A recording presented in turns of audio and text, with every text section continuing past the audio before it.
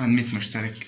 اي حد شافني على شورتز شاف فيديو دخل هو 100 مشترك. في النهاية انا مش مبسوط اني جبت 100 مشترك قد ما انا مبسوط اني حققت خطوة من خطوات النجاح، حققت اول سلمة بداية النجاح. اشكر اي حد شاف الشورتز، شاف الفيديوهات، شاف منتدى، شاف اي حاجة ليها علاقة بيا وحب قال لي استمر، ما قاليش شافني بس واستفاد. اشترك في القناة، اعمل اي حاجة خليتك انت دلوقتي مفرحني وبشكرك. دي حاجة. الحاجة التانية انا بشكر صحابي واي حد دعمني. بشكر اللي ما دعمنيش او قال لي حاجة سلبية، فده بتجيب نتيجة عكسية معايا وبتخليني استمر اكتر من اللي بيدعمني. حابب اشكر برضو اليوتيوبر الكبير انتو واحد فكرة، مرجع اليوتيوب في مصر، يعني دخلت له البث وكذا وبارك لي على 100 مشترك واداني شوية نصايح. فاسيبكم مع الفيديو بتاع المتاحة فكرة نرجع نكمل كلامنا. المنتدى عندك حلو جدا وعجبني استخدامك فيه قوي، بحييك عليه. ماشي. الشورتز انت برضو استخدامك للشورتز حلو قوي، بحييك عليه. ماشي. عايزك تشيل كين ماستر وتشتغل بفي ان. العناوين حلوه الى حد ما حلوه. الهاشتاجات حطها في الوصف، ما تحطهاش في العناوين في الفتره الاولى.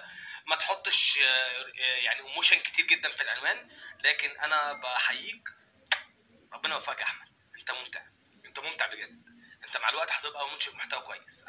انا بحب اشوف كده في عين الناس المنشئ المحتوى. بس انت استمر فتره طويله، مفيش حاجه يوم ولا اتنين. انت كده بتتطور. يعني عايز اقول لك انك انت بتتطور. فالتطور ده مع الوقت اقسم بالله هيوديك في مكان تاني خالص. انت لسه في البدايه. تمام. بحييك على اللي انت فيه من نجاح لنجاح يا احمد يا محمود. فانا بشكر المتوحد فكر قوي، اداني باور. المرجع الاول في اليوتيوب في العالم بالنسبه لي.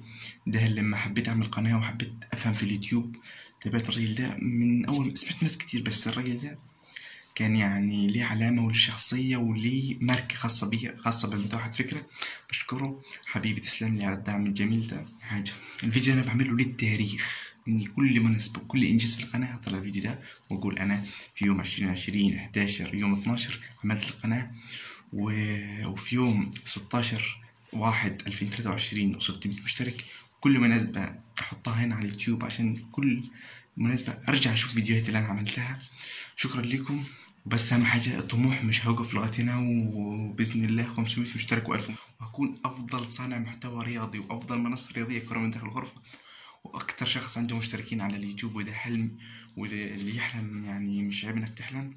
بس كده كان معكم احمد محمود من كرة من الغرفة، من اكبر منصة رياضية في العالم باذن الله. بس كده، سلام.